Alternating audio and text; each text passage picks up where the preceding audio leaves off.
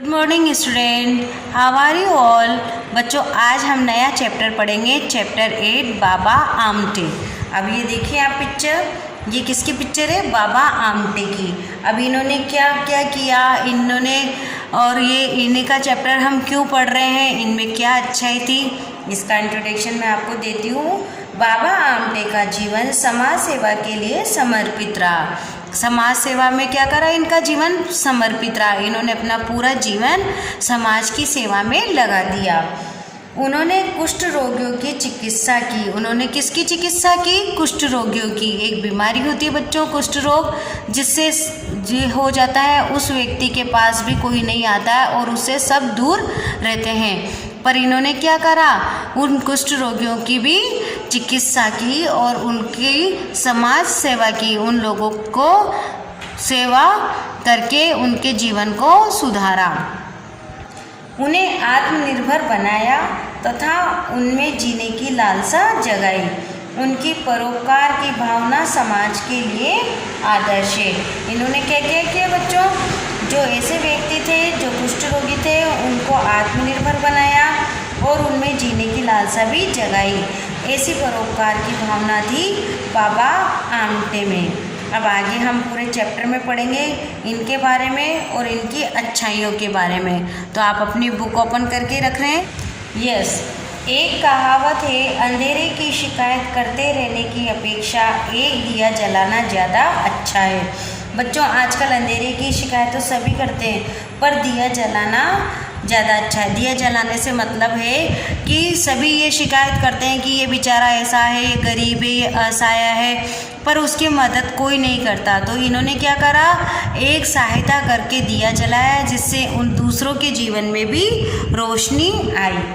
हमारे समाज में बहुत से लोग असहाय हैं और उनमें से अनेक लोग भिखारियों जैसा जीवन बिता रहे हैं। इन दुखी लोगों के बारे में सोचते हैं तो बहुत है, पर कुछ लोग संकल्प कर लेते हैं कि उन्हें ऐसा काम करना है जिससे दूसरों का दुख कम हो सके। बच्चों बातें तो बहुत सारे जने करते हैं, पर मदद कोई नहीं करता है। बहुत से कहते हैं बेचारे कैसे दुखी हैं, कैसा जीवन जी रहे हैं, बातें बनाते हैं, पर इन्होंने क्या करा, संकल्प ले लिया कि मैं ऐसे लोगों का दुख दूर करूँगा। ऐसे ही एक कर्मवीर हैं बाबा आमटे। कौन है वो? कर्मवीर। इनकी करुणा का साकार रूप है आनंदवन। आनंदवन महाराष्ट्र के चंद्रपुर जिले में एक बस्ती है। यहाँ कुष्ठ रोगों से पीड़ित हजारों असहाय स्त्री पुरुष बाबा आमटे की सहायता से अपने पैरों पर खड़े हो गए हैं और सम्मान के साथ जीवन बिता रहे हैं। क्या है बच्चों? ऐसा ही एक कर्मवीर है बाबा आमटे। इनकी करुणा का साकार रूप है आनंदवन महाराष्ट्र के चंद्रपुर जिले में एक बस्ती है। यहाँ कुष्ठ रोग से पीड़ित हजारों असहाय स्त्री और पुरुष बाबा आमटे की सहायता से अपने पैरों पर खड़े हो गए हैं और सम्मान के साथ जीवन बिता रहे हैं। अब आगे देखिए आप, बाबा का पूरा नाम मुरलीधर देवीदास आमटे है। क्या नाम है बच्चों उनका पूरा नाम? बाबा का पूरा नाम मुरलीधर देवीदास आमटे है। पर इनकी माँ इन्हें बाबा कहकर पुकारती थी। इनकी माँ क्या कहती थी बच्चों? इन्हें बाबा कहकर पुकारती थी। इनका जन्म महाराष्ट्र के एक ब्राह्मण परिवार में 26 दिसंबर 1914 को हुआ। जब ये ऐसी चीज़ आए तो बच्चों इनको अंडरलाइन कर लेना चाहिए। इनका जन्म कहाँ हुआ? महाराष्ट्र में। इनकी माँ इन्हें क्या कहती थी? बाबा कहकर पुकारती थी। इनका जन्म कहाँ हुआ? महाराष्ट्र में हुआ। और कब हुआ? 26 दिसंबर 1914 को हुआ। इनके पिता देवीदास हरबाजी आमटे एक बड़े जमींदार होने के साथ साथ सरकारी अधिकारी भी थे। देखो बच्चों इनका परिवार सक्षम था, अच्छे फैमिली से थे, फिर भी इन्होंने क्या करा, इनकी भावनाएं अच्छी थी, इसीलिए इन्हें गरीब और असहाय लोगों की मदद की। मुरलीधर की माँ पढ़ी लिखी नहीं थी, पर थी बहुत बुद्धिमती यानी बुद्धिमान, जिनमें बहुत ज़्यादा बुद्धि हो। माँ ने इन्हें चित्रकला सिखाई, प्रकृति और प्राणी जगत से परिचय करवाया। इनकी माँ ने इन्हें क्या सिखाई बच्चों? चित्रकला सिखाई। और प्रकृति यानी कि जो नेचर है, और प्राणी कौन है? मनुष्य, जीव जंतु जिसमें सब आते हैं। प्राणी जगत से परिचय करवाया। अब आप आइए पेज नंबर 57 पे। यस, माँ ने सिखाया जो सुख लेने में है उससे ज़्यादा सुख देने में है। बहुत अच्छी बात है बच्चों। इनकी माँ ने क्या शिक्षा दी इन्हें? कि जो सुख लेने में है उससे ज़्यादा सुख देने में है। बार बार की कोशिश से आदमी सफल होता है। हार न मानना ही जिंदगी का दूसरा नाम है। माँ की सीख ही बाबा के जीवन में पग पग पर काम आई। बच्चों, इनकी माँ ने क्या क्या सिखाया इन्हें? चित्रकला बनाना सिखाया और प्राणी जगत से परिचय कराया। और उन्होंने क्या सिखाया, क्या जीवन में शिक्षा दी इनको? कि जो सुख लेने में आनंद आता है उससे ज़्यादा आनंद सुख देने में आता है। बार बार की कोशिश से आदमी सफल होता है। और हम जब दूसरों को सुख देते हैं ना, और ये कोशिश बार बार करते हैं, तो उसमें हम सफल होते हैं। हार न मानना ही जिंदगी का दूसरा नाम है। और ज़िंदगी में हमें क्या नहीं माननी चाहिए? हार नहीं माननी चाहिए। माँ की सीख ही बाबा के जीवन में पग पग पर काम आई। देखिए बच्चों, अब आगे। बालक मुरलीधर का ध्यान बचपन से ही निर्धन और असहाय लोगों के कष्टों की ओर जाता था। निर्धन मतलब जिनके पास धन न हो, असहाय जिनका कोई सहारा न हो। तो बालक मुरलीधर का ध्यान बचपन से ही निर्धन और असहाय लोगों के कष्टों की ओर जाता था। जब कभी वह अपने पिता के साथ बैलगाड़ी में बैठ अपनी जमीन जायदाद को देखने निकलते, उनका ध्यान निर्धन मजदूरों और कामगारों की ओर खींचता था। उनकी आर्थिक कठिनाइयों और शारीरिक बीमारियों के बारे में सुनकर उनका दिल भर आता था।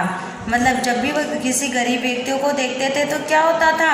उनका दिल भर आता था। दिल भर आना मतलब उनको दुख होता था। छुआछूत के प्रति उनके मन में बहुत घृणा थी। जो छुआछूत रहते हैं ना बच्चों की, इसको नहीं छूना, ये छोटी जात का है, ये बड़ी जात का है, ऐसे छुआछूत के प्रति उनको बहुत घृणा थी। उनके स्वभाव की दूसरी विशेषता थी प्रकृति प्यार। और दूसरा क्या था उनकी अच्छाई, उनके नेचर में? कि वो जो प्रकृति से बहुत प्यार करते थे, यानी कि उन्हें नेचर से बहुत प्यार था।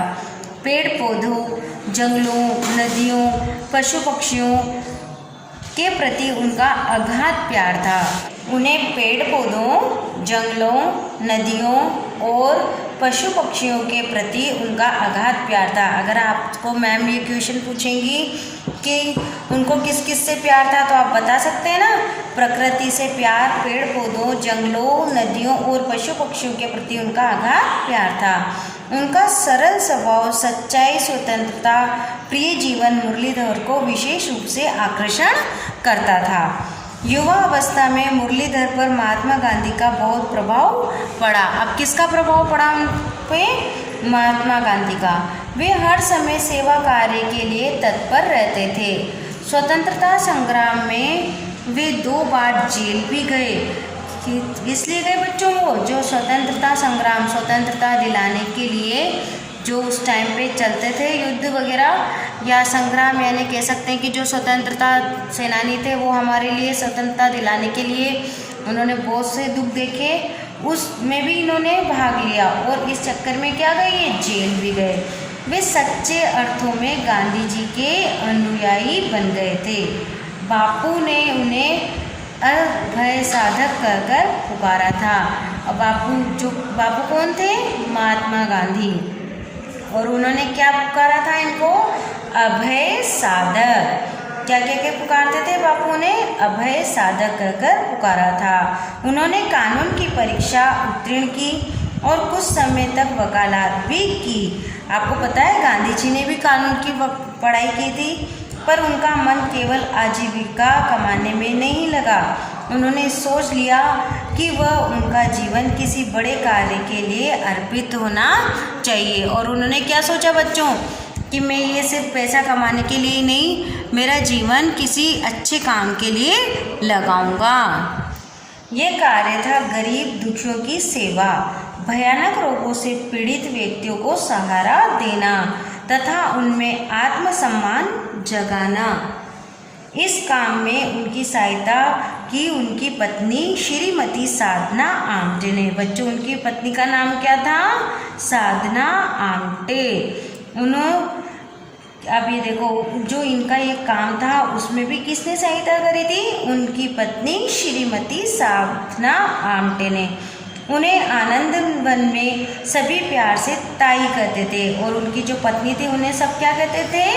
ताई कहते थे। उन्हें आनंद वन में सभी प्यार से ताई कहते थे।